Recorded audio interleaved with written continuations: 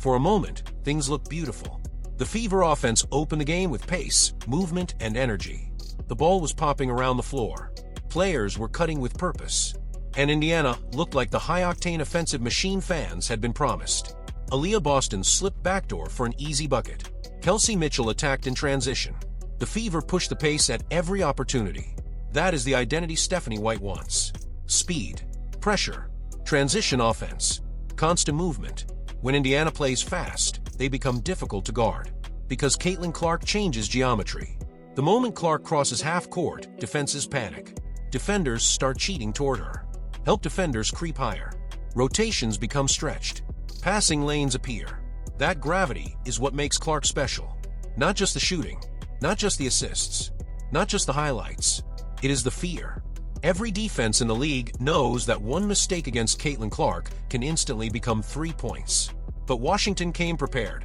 The Mystics were disciplined. They recovered quickly. They clogged the paint. They forced Indiana into uncomfortable half-court possessions. And slowly, the Fever offense started losing rhythm. Mitchell missed inside. Boston struggled through traffic. Clark began seeing multiple defenders every time she touched the ball. The Fever wanted to run. Washington wanted to slow everything down. And as the game continued, the Mystics started winning that battle. This was not random. This was not luck.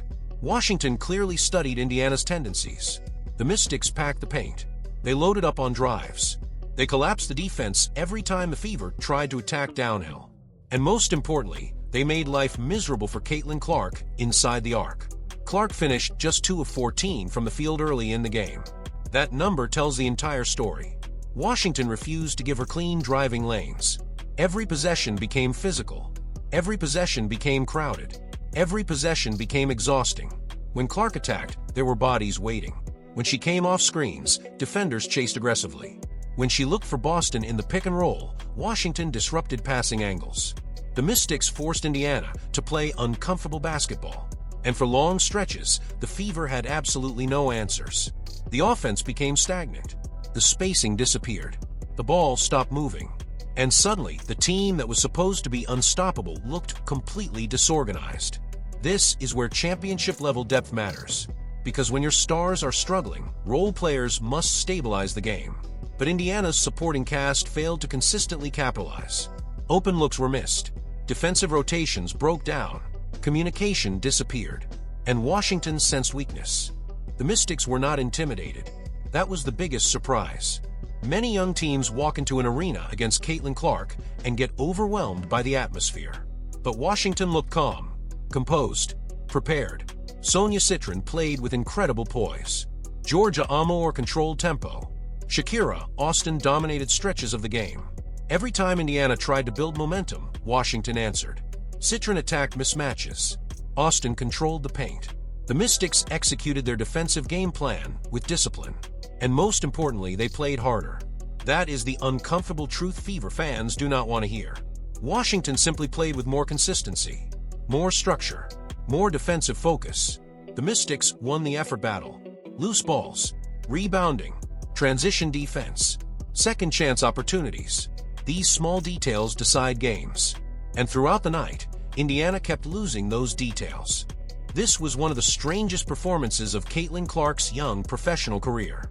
On one hand, she struggled badly. Her shooting inside the arc completely collapsed. She missed layups. She forced difficult attempts. She looked frustrated.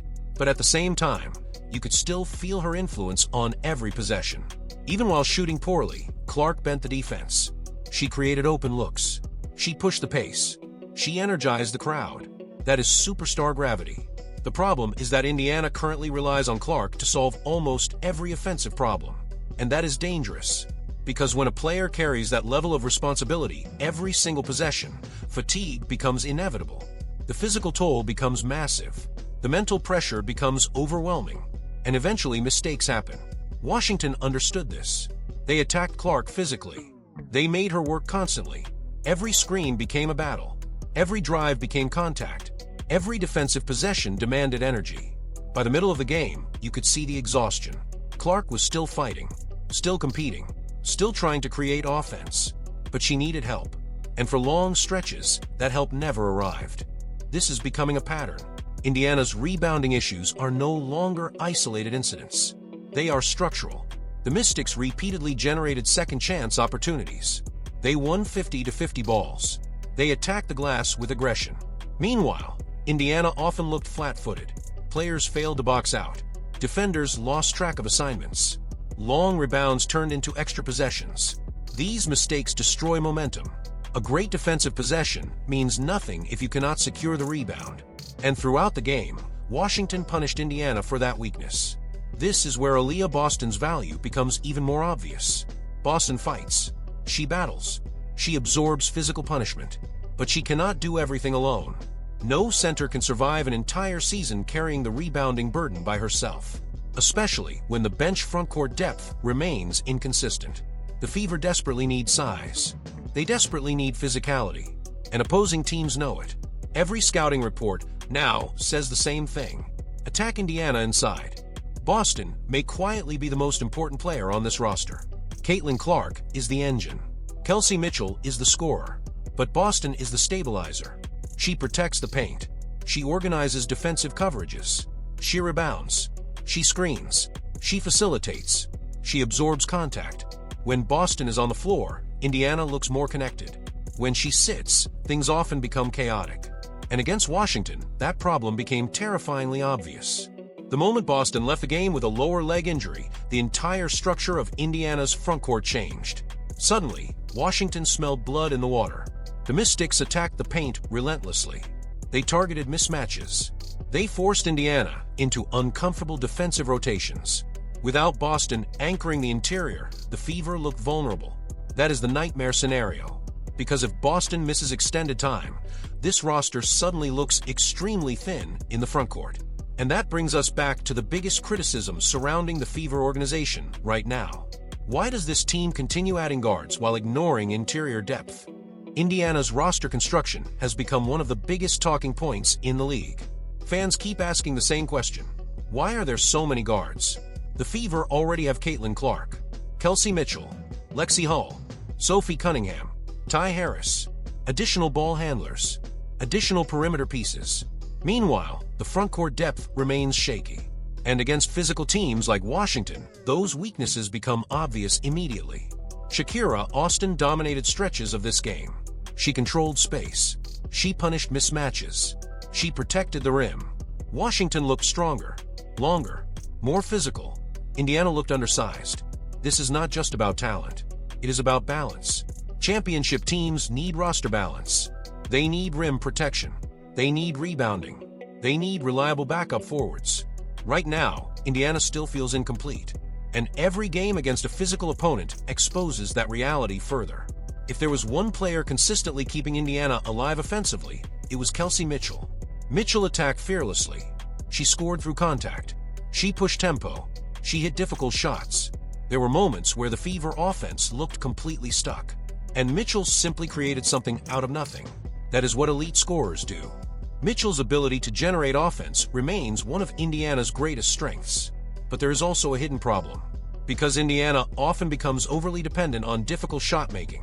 When offensive execution breaks down, the Fever fall into isolation basketball. The movement stops. The spacing shrinks. And suddenly the offense relies entirely on individual brilliance. That is not sustainable over a full season. Championship offenses create easy points. Transition layups. Corner threes. Open cuts. Paint touches. Too often, Indiana ends up forcing difficult shots late in possessions. And against disciplined defenses like Washington, that becomes a major issue. Then everything changed. The crowd came alive. The energy shifted. And Caitlin Clark reminded the world why she is one of the most dangerous offensive players in basketball. She hit one three, then another, then another. Suddenly the arena exploded. That is the magic of Caitlin Clark. No lead feels safe. No game feels over. One shooting burst from Clark can completely rewrite momentum. The Fever went on a massive run. The deficit disappeared. Washington started looking nervous. Clark attacked in transition. She created for teammates. She energized the defense. For a few minutes, Indiana looked unstoppable. This is why the Fever remained dangerous despite all their flaws. Because superstar talent changes everything. Clark can ignite chaos instantly. And when she gets rolling, entire defenses collapse. The problem is that Indiana cannot keep relying on miracle scoring explosions to erase structural weaknesses. At some point, the details matter. Rebounding matters. Defensive rotations matter. Bench production matters. Front court depth matters. And eventually, those weaknesses returned. The final minutes exposed Indiana's biggest problem: consistency. The Fever made brilliant plays, then immediately followed them with mistakes. A defensive breakdown, a missed rebound, a turnover, a missed rotation. Meanwhile, Washington stayed composed. The Mystics trusted their system. They executed their sets. They attacked Indiana's weaknesses repeatedly. Sonia Citron played with incredible maturity. Kiki Iriafen dominated inside. The Mystics continued controlling key possessions. And even though Caitlin Clark caught fire late, Indiana could never fully stabilize. That is the difference between flashes and structure. Indiana has explosive moments. Washington had discipline. And in professional basketball, discipline usually wins over time. Despite everything, one truth remains undeniable. Caitlin Clark changes the entire sport. The crowd reactions, the television ratings, the attention, the pressure, the expectations. Every Fever game now feels enormous. That creates excitement. But it also creates pressure unlike anything the WNBA has ever seen. Every missed shot becomes a debate. Every coaching decision becomes controversy. Every loss becomes national conversation. And right now, the pressure surrounding Indiana is growing rapidly because fans expected immediate dominance. Instead, they are seeing inconsistency, defensive issues, injuries, roster imbalance. That frustration is boiling over. But there is also another side to this conversation. The Fever are still learning, still building chemistry, still adapting. This team has talent, real talent. The question is whether the organization can build the right structure around its stars before the season starts slipping away. No one is facing more pressure right now than Stephanie White. Every substitution is being questioned. Every rotation is being analyzed. Every defensive breakdown is being blamed on coaching. Fans want answers. Why does the defense still look disconnected? Why does transition defense remain inconsistent? Why are rebounding issues continuing? Why does the offense become stagnant for long stretches? These are legitimate concerns. But coaching is complicated. White inherited enormous expectations. She inherited the pressure of the Caitlin Clark era. She inherited a roster still trying to discover its identity. That does not excuse mistakes, but it does explain the challenge. The Fever are trying to build a championship contender while simultaneously handling the biggest media spotlight in league history. That is not normal, and every loss magnifies the pressure further. The biggest fear for Indiana fans is not one bad game. It is the possibility that these problems are systemic, because the same issues keep appearing. Poor rebounding, defensive confusion, inconsistent effort, bench instability, front court weakness. These are not random mistakes anymore. They are patterns, and championship teams cannot survive repeated structural problems. The scary part is that the rest of the league already sees it.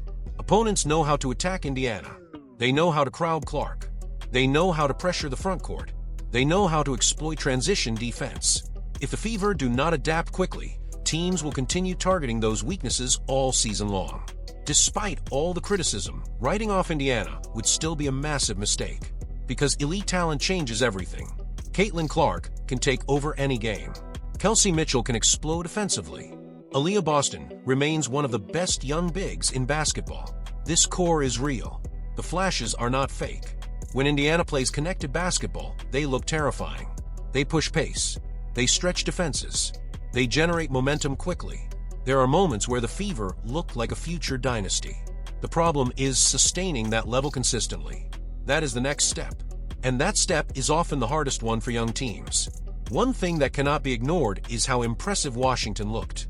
The Mystics were disciplined, prepared, physical, confident. They followed the scouting report. They executed their defensive coverages. They stayed calm under pressure. This was not just Indiana failing. This was Washington proving they are tougher than many people expected. Sonia Citron played with remarkable composure. Kiki Iriafen dominated physically. The young players competed fearlessly. That matters, because sometimes fans focus so heavily on one team collapsing that they ignore the opponent playing great basketball. Washington earned this performance. There is another layer to this entire situation. Money. The Caitlin Clark era changed the business of women's basketball. Ticket prices exploded. Arenas sold out. Television ratings skyrocketed. Merchandise sales surged. The Fever became one of the most valuable attractions in sports. That creates pressure on the organization to win immediately. Fans are spending serious money, traveling long distances, building emotional investment. When expectations rise that high, frustration rises just as quickly after losses. That is why every Fever game now feels emotionally charged, because fans believe this team should already be competing for championships. The good news for Indiana is that the season is still young. There is time to improve, time to adjust, time to build chemistry. But the clock is ticking. The WNBA is too competitive to waste weeks figuring things out. Every loss matters. Every defensive breakdown matters. Every injury matters. And right now, Indiana feels like a team searching for answers. The talent is obvious. The potential is undeniable. But potential alone does not win championships. Execution does. Discipline does. Depth does. Consistency does. Those are the areas Indiana must fix immediately. The pressure surrounding the Indiana Fever is unlike anything the WNBA has ever experienced. Every game is national news. Every quote becomes a headline. Every defensive breakdown becomes a viral clip. That is the reality of the Caitlin Clark era. When Clark entered the league, she did not just bring talent. She brought an entirely new level of attention. Ticket sales exploded. Television ratings skyrocketed. Social media engagement reached historic levels.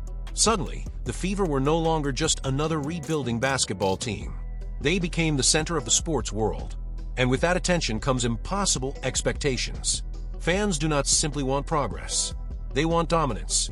They want championships. They want immediate results. That is why losses feel heavier. That is why every weakness becomes magnified. When Indiana struggles defensively, people notice. When the rebounding collapses, people notice. When the rotations look confusing, people notice. Nothing stays hidden anymore. This team is operating under a microscope every single night. And while that spotlight creates pressure, it also creates opportunity. Because if Indiana figures things out, if they solve the structural problems, if they build chemistry and discipline, they have the talent to become one of the biggest forces the league has ever seen. But that path is not automatic. Talent creates potential. Culture creates championships. That is the crossroads the Fever currently face. Perhaps the most alarming issue for Indiana is that nobody truly knows what their defensive identity is supposed to be. Are they a fast-switching team? A pressure defense? A transition-heavy team that sacrifices size for speed? A conservative half-court defense? Right now, the answer changes every quarter. Against Washington, there were moments where the Fever aggressively pressured the perimeter. Then moments where they collapsed too deep into the paint. Then moments where rotations completely disappeared. That inconsistency destroys defensive chemistry. Great defenses operate on trust. Players must know exactly where help is coming from. They must know who rotates. They must know how screens are being defended. Indiana often looks unsure. And when hesitation appears on defense, good teams immediately attack it. Washington did exactly that. They manipulated switches. They targeted mismatches. They forced Indiana into difficult recovery situations. The result was constant scrambling. One player rotates late.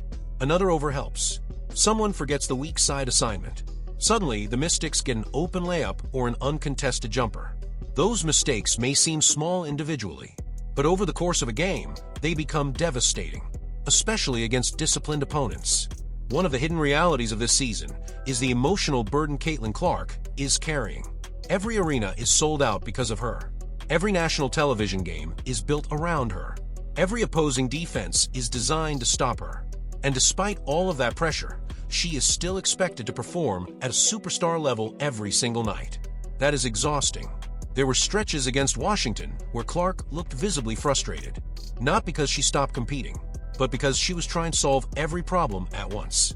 She was trying to create offense, trying to push tempo, trying to energize teammates, trying to break down a packed defense, trying to keep the crowd alive. That is an enormous responsibility for any player. And yet, even during one of her roughest shooting performances, Clark still found a way to completely change the momentum of the game. That is what separates stars from superstars. Superstars impact games even when they are struggling. Clark's late scoring run transformed the atmosphere instantly. The arena exploded. Washington tightened up. Indiana suddenly believed again. Few players in basketball possess that level of gravitational impact, but the danger is relying on it too heavily, because eventually burnout becomes real. The Fever cannot expect Clark to rescue every broken possession, erase every defensive mistake, and carry every emotional swing forever. At some point, the structure around her must improve. Championship teams are not built only around stars.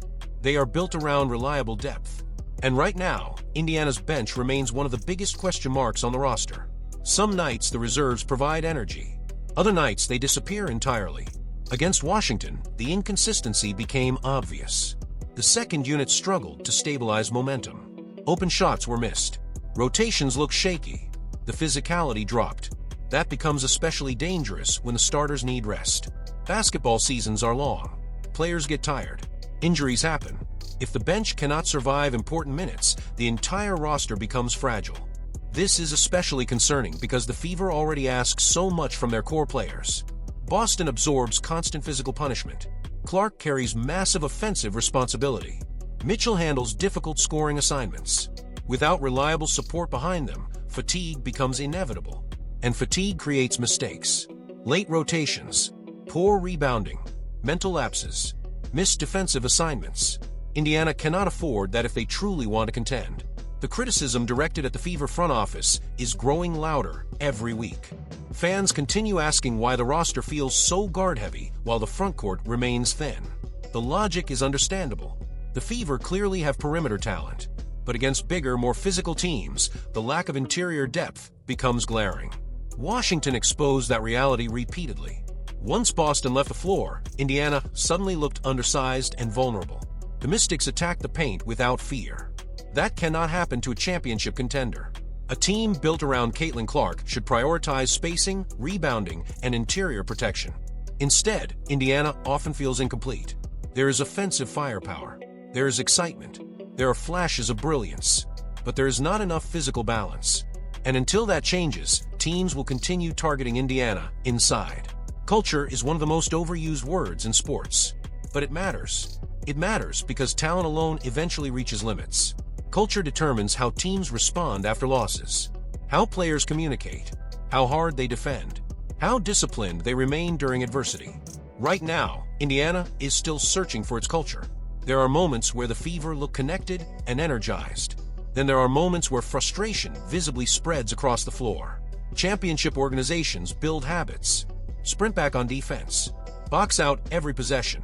Communicate constantly. Protect the paint. Trust the system. The Fever are not consistently doing those things yet. And until those habits become automatic, the inconsistency will continue. This game revealed everything. The brilliance, the flaws, the excitement, the chaos, the superstar power, the structural weaknesses. The Indiana Fever are one of the most fascinating teams in sports right now because they exist between two realities. One reality says this team is building toward greatness. The other reality says the flaws are too serious to ignore. And right now, both realities are true. Caitlin Clark remains a transformational superstar. Aliyah Boston remains foundational. Kelsey Mitchell remains explosive. But unless Indiana improves defensively, strengthens the frontcourt, and develops more consistency, this season could become a roller coaster of frustration. The Fever still have time, still have talent, still have opportunity, but the warning signs are real. And after another emotional, chaotic performance, the basketball world is officially watching closely. Because this is no longer just about highlights. This is about whether Indiana can turn superstar potential into championship basketball. And right now, the answer remains uncertain. The honeymoon is over, the pressure is real, and the Indiana Fever are officially under the microscope. See you at tip-off.